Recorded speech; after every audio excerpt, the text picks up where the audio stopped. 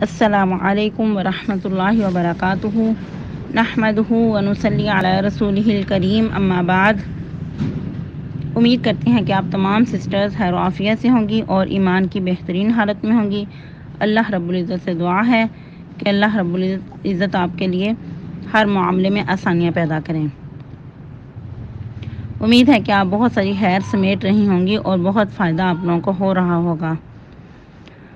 تو ایک بات ہے کہ اگر آپ لوگوں کو مشکل لگ رہا ہے کہ جو ترجمہ تفسیر ہے یہ مشکل ہے، جیسا کہ پہلے بہت ساری بہنیں کہتی تھی کہ ہم لوگ تفسیر کرنا چاہ رہے ہیں، بہت سارے آپ کی طرف سے میسیج آ رہے تھے کہ تفسیر کب سٹارٹ کی جائے گی، ہم لوگ بہت انتظار کر رہے ہیں۔ تو اب کیا وجہ ہے کہ آپ لوگوں میں سے بہت کم ہیں جو سبق سناتی ہیں۔ تو اگر آپ لوگوں کو مشکل لگتی ہے تو وہ دنیا کا کون سا کام ہے کہ جو جب انسان پہلی دفعہ کرے تو مشکل نہ لگے۔ جب آپ لوگ اس کو کرنے لگ جاتے ہیں، اس پہ مستقل مزاجی اختیار کرتے ہیں، اس کو اپنی زندگی کا حصہ بنا لیتے ہیں، تو پھر انشاءاللہ العزیز وہ کام آسان ہو جاتا ہے، اس میں رب تعالیٰ کی مدد شامل حال ہو جاتی ہے۔ تو یہی کہوں گی کہ آپ لوگ اللہ سے مدد مانگیں اور مستقل مزاجی سے جمے رہیں۔ جب آپ استقامت اختیار کریں گے اللہ کی خاطر تو اللہ تعالیٰ راہیں آسان کر دیں گے۔ والذین جاہدوا فینا لنہدینہم سبلنا، وہ لوگ جو ہماری راہوں میں کوشش کرتے ہیں، ہماری راہوں میں چل پڑتے ہیں، اللہ رب العزت کا پھر وعدہ ہے کہ ہم انہیں اپنے راستے دکھا دیتے ہیں، ان پہ اپنی رحمتیں نشاور کر دیتے ہیں۔ پھر ساتھ ہی اللہ تعالیٰ فرماتے ہیں وَإِنَّ اللَّهَ لَمَعَ الْمُحْسِنِينَ، اللہ تعالیٰ ایسے ہی احسان کرنے والوں کے ساتھ ہیں۔ تو اس کے علاوہ جب انسان علم کے راستے پہ نکلتا ہے تو مشکلات آتی ہیں۔ یہ نہیں ہو سکتا کہ انسان اللہ کے راستے میں نکلے اور مشکلات نہ آئیں۔ یہ ایک جہاد ہوتا ہے کہ جو انسان مسلسل جاری رکھ کر بلندیوں کو چھو لیتا ہے۔ مجھے ایک امام صاحب کا قول یاد آیا، وہ فرماتے ہیں کہ جب تک تم علم حاصل کرتے ہوئے مشقتوں سے نہیں گزرتے تو تم علم کی لذت کو نہیں پا سکتے۔ اور فرماتے ہیں کہ راحت بدن سے علم حاصل نہیں ہوا کرتا، کہ انسان علم بھی حاصل کرے اور پھر انسان کہے کہ میں راحتوں میں جیوں، نہ میری نیند میں کچھ خلل آئے، نہ میرے کھانے پینے میں، سونے جاگنے میں، تو ایسا نہیں ہو سکتا۔ علم حاصل کرنے کے لیے مشقتیں اٹھانا پڑتی ہیں۔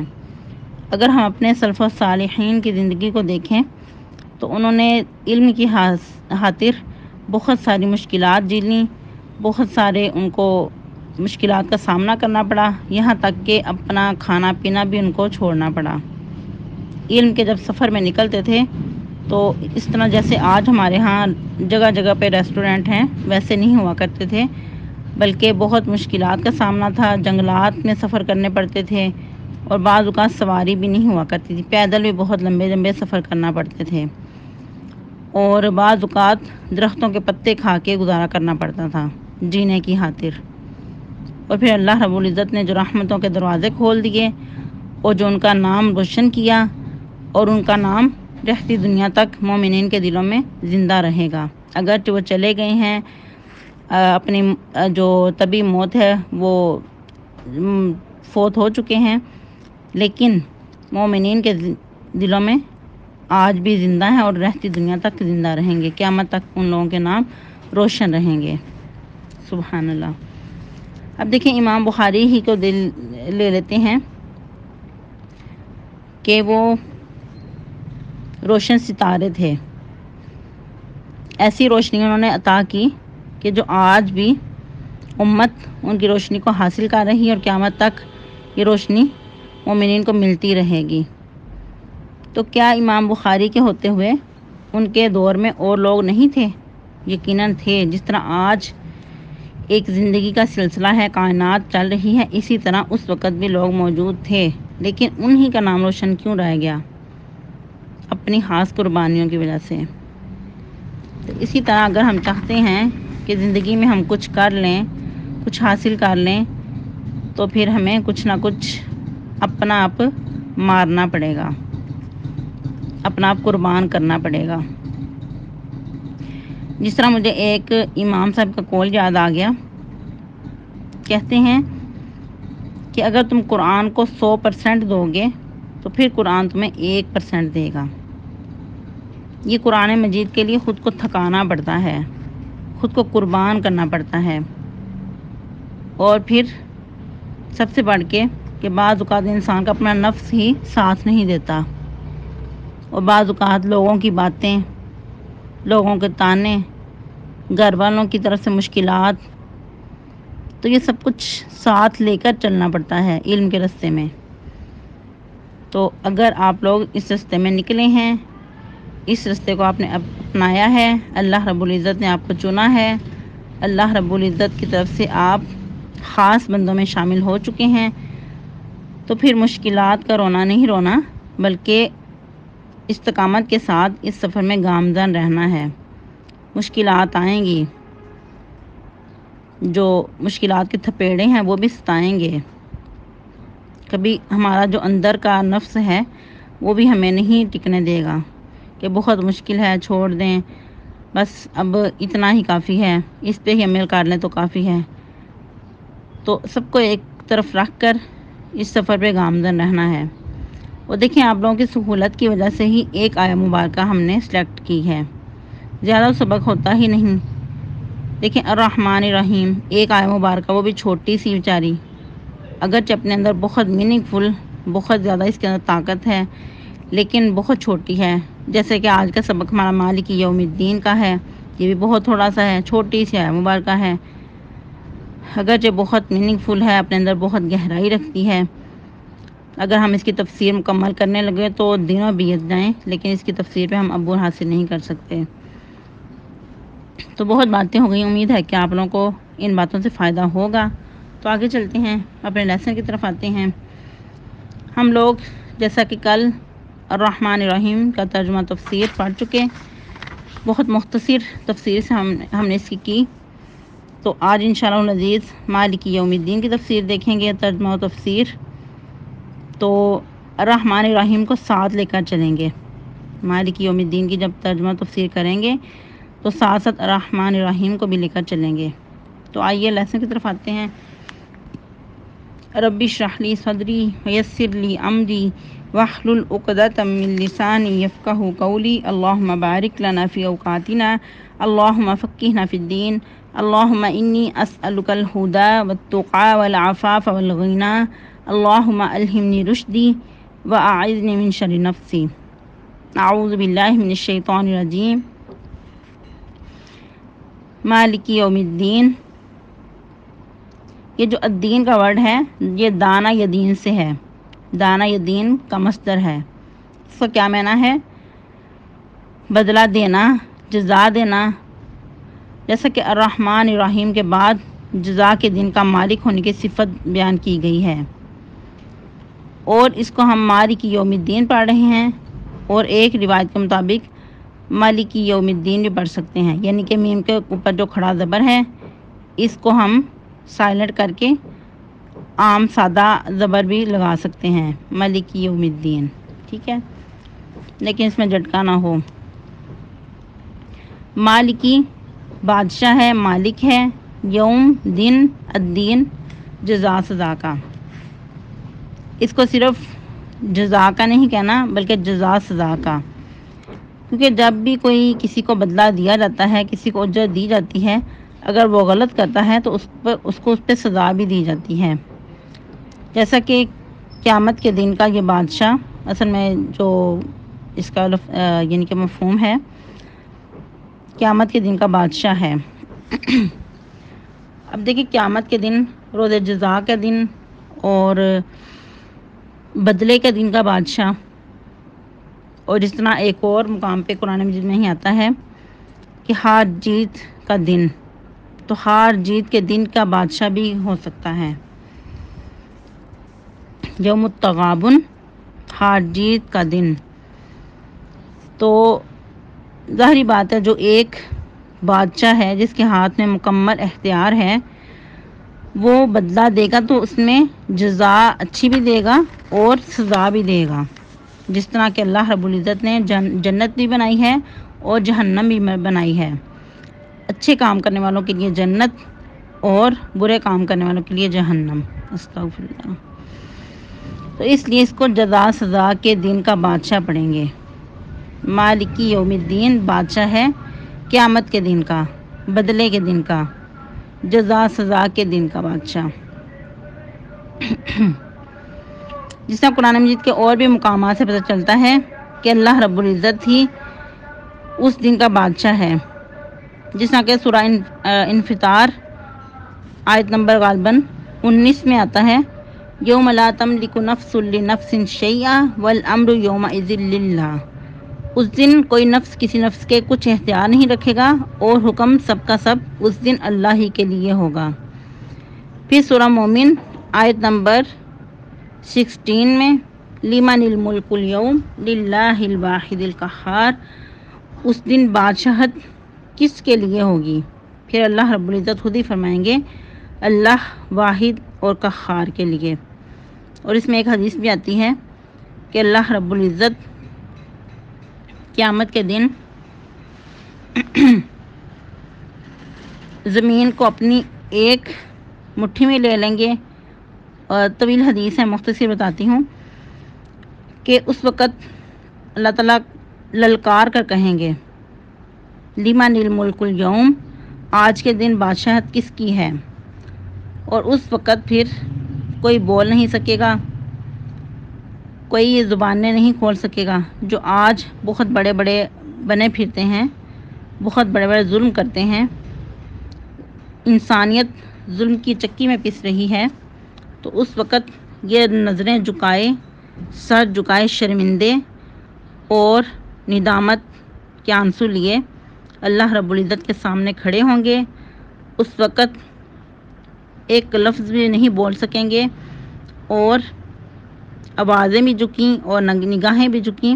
اس وقت اللہ رب العزت خود ہی فرمائیں گے للہ الواحد القہار، کہ آج کے لیے بادشاہت اللہ اکیلے کے لیے ہے، جو کہ سب سے بڑا غالب، بہت زبردست ہے۔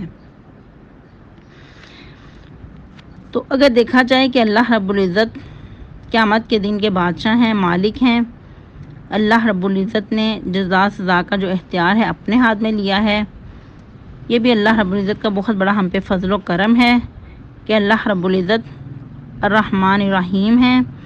تو پھر انہوں نے جزا سزا کا جو اختیار ہے یہ بھی اپنے ہاتھ میں رکھا، کسی انسان کے ہاتھ میں نہیں رکھا، کسی جن، کسی فرشتے کے ہاتھ میں نہیں رکھا، کیونکہ اللہ رب العزت اپنے بندوں کے ساتھ بہت زیادہ شفقت کرنے والے ہیں، اور اس لیے اس کا جو بدلہ ہے، جو پوری زندگی کا انسان کو بدلہ دینا ہے، وہ بھی اپنے ہاتھ میں رکھا۔ مکمل اللہ تعالیٰ انصاف کے ساتھ اس فیصلے کو کریں گے، جنت یا دوزخ کا فیصلہ۔ اس وقت ایک ذرے کی بھی جو ہے وہ بھی قدردانی کی جائے گی۔ اگر کسی نے ذرہ بر برائی کی ہے وہ بھی اس کے سامنے رکھی جائے گی، اگر کسی نے ذرہ برابر نیکی کی ہے تو وہ بھی اس کے سامنے ہوگی۔ شاید ذرہ بہت بڑا ہو، لیکن اور بھی بہت ساری روایات سے پتہ چلتا ہے کہ جو جوں کا انڈا ہے، اتنی بھی اگر کسی نے نیکی کی ہے تو وہ بھی سامنے لا کر رکھی جائے گی، کسی کی ذرا بھی حق تلفی نہیں کی جائے گی۔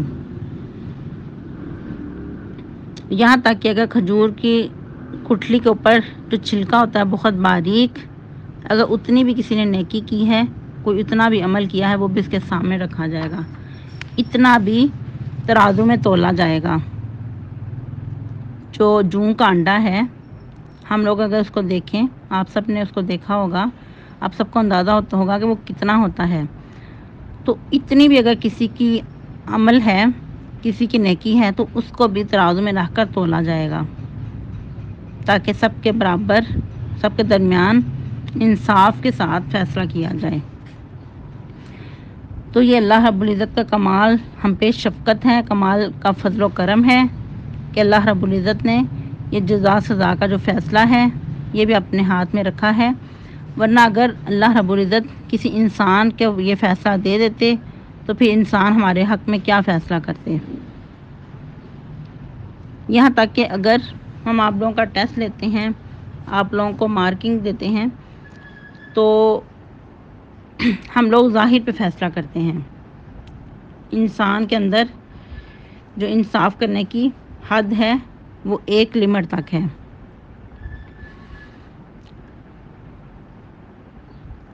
اگر آپ لوگ کہتے ہیں کہ ہم لوگ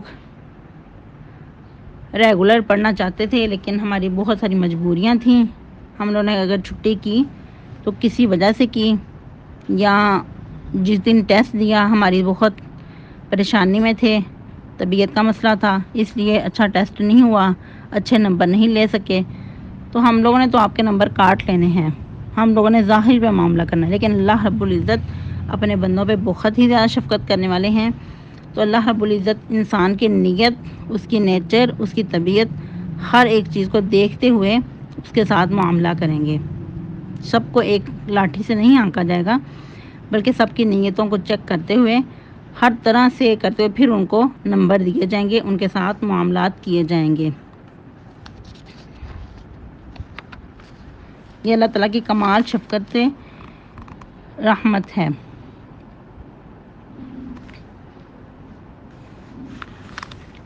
اور جس طرح کہ ہم لوگ حدیث قدسی پڑھ چکے ہیں کہ اللہ رب العزت فرماتے ہیں کہ نماز کو نصف میں نے تقسیم کر لیا اپنے بندے کے درمیان. تو جب بندہ مالک یوم الدین کہتا ہے تو اللہ رب العزت بہت خوش ہوتے ہیں اور فرماتے ہیں مجدنی عبدی، میرے بندے نے میری بزرگی بیان کی. اور ایک اور روایت کے مطابق اللہ رب العزت یہ بھی فرماتے ہیں کہ بندے نے سب کچھ میرے سپرد کر دیا، اپنا آپ میرے حوالے کر دیا. فوضع الی عبدی، میرے بندے نے اپنا سب کچھ میرے حوالے کر دیا.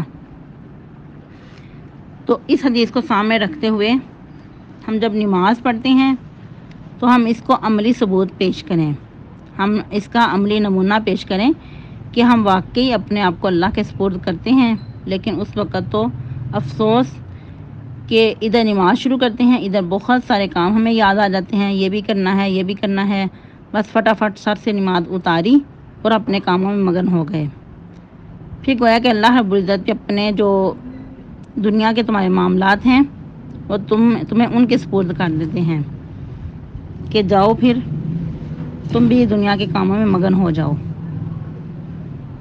تو اگر ہم اپنا آپ اللہ کو دے دیں گے، اللہ کے سپرد کر دیں گے، اپنے تمام معاملات اللہ کی طرف کر دیں گے کہ اللہ تعالیٰ آپ ہی ہماری مدد کریں، سب کچھ آپ کے سپرد کیا اور آپ کی طرف آ گئی، تو پھر انشاءاللہ رب العزت اپنے رحمتوں کے دروازے کھول دیں گے.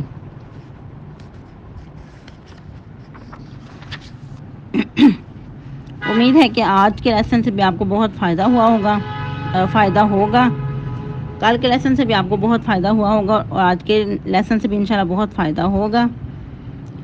اگر میں اپنی کیفیت بتاؤں کل والے لیسن سے، تو جو الرحمن الرحیم ہے کہ شاید اتنی ٹھنڈک کبھی مجھے زندگی میں حاصل نہ ہوئی ہو جتنی کہ کل کے لیسن پڑھنے کے بعد میں اس ٹھنڈک کو اپنے دل میں محسوس کرتی رہی کہ اللہ رب العزت ہم پہ اتنا مہربان ہے کہ انسان مسلسل گناہ کرتا جاتا ہے، لیکن اللہ رب العزت کا کمال شفقت ہے کہ اللہ رب العزت ہمیں فوراً نہیں پکڑ لیتے بلکہ ڈیل دیتے رہتے ہیں کہ چلو ابھی بھی میرا بندہ میری طرف آ جائے گا، آ جاتا ہے. مسلسل اللہ رب العزت بندے کے رجوع کی طرف لگے رہتے ہیں. تو یہ ہم پہ اللہ تعالیٰ کا کمال شفقت کا معاملہ ہے. تو آج کے لیے اتنے کافی ہے. کل جیسا کہ فرائیڈے ہے تو جمعہ کی آپ کو چھٹی ہوگی، تو آپ لوگوں نے جمعہ کا دن اچھا سا گزارنا ہے، جمعہ کی سنتوں کا خیال رکھنا ہے، اسپیشلی سورۃ الکہف پڑھنی ہے اور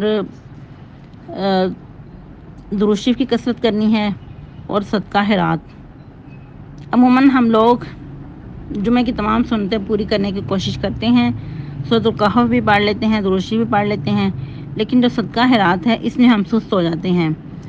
تو جیسا کہ سیدنا عبداللہ بن عمر ہیں، ان کا طریقہ کار تھا کہ ہر جمعے کو غلام آزاد کرتے تھے، اور شاید ہمیں اس چیز پہ اتنی حیرانگی نہ ہو کیونکہ ہمیں اندازہ ہی نہیں کہ غلام کتنے کا آیا کرتا تھا۔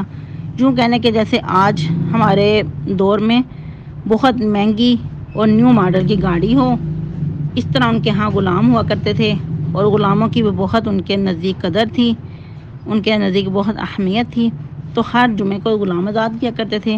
اگر ایک جمعے کو غلام آزاد نہ کر سکتے تو پھر نیکسٹ جمعے اس سے زیادہ غلام آزاد کرتے کہ جو ان سے کمی رہ گئی ہے اس کا ازالہ ہو سکے، اس کے ازالے کے طور پر زیادہ غلام آزاد کرتے۔ سبحان اللہ۔ تو ہم بھی اپنی استطاعت کے مطابق صدقہ خیرات کرنے کی کوشش کریں، بلکہ یہاں تک کہ صدقہ روزانہ کیا کریں، فجر کے فوراً بعد نماز، اذکار، تلاوت، صدقہ بلاؤں کو ٹالتا ہے، صدقہ سے انسان بری موت سے بچاتا ہے، اور بہت سارے انسان کے جو معاملات ہیں وہ اس میں معاون ہیں۔ بلکہ یہاں تک کہ آج ہم سب پریشان ہیں کہ بیمار ہیں، کمزور ہیں، تو صحابہ کرام کہا کرتے تھے کہ ہم اپنے بیماروں کا علاج صدقے سے کرتے ہیں۔ تو آج اگر کسی کو لگتا ہے کہ بیماری دور نہیں ہو رہی، کوئی علاج نظر نہیں آ رہا، بعض اوقات ڈاکٹر حضرات بیماری کو لا علاج کرا دیتے ہیں، تو اس وقت آپ یہ صدقہ والا بھی آزما کے دیکھ لیں کہ صدقہ کی کثرت کر دیں، انشاءاللہ العزیز اللہ تعالیٰ بیماریوں سے نجات دیں گے۔ الحمدللہ والصلاۃ والسلام علی اشرف الانبیاء والمرسلین والحمدللہ رب العالمین۔ السلام علیکم ورحمۃ اللہ وبرکاتہ۔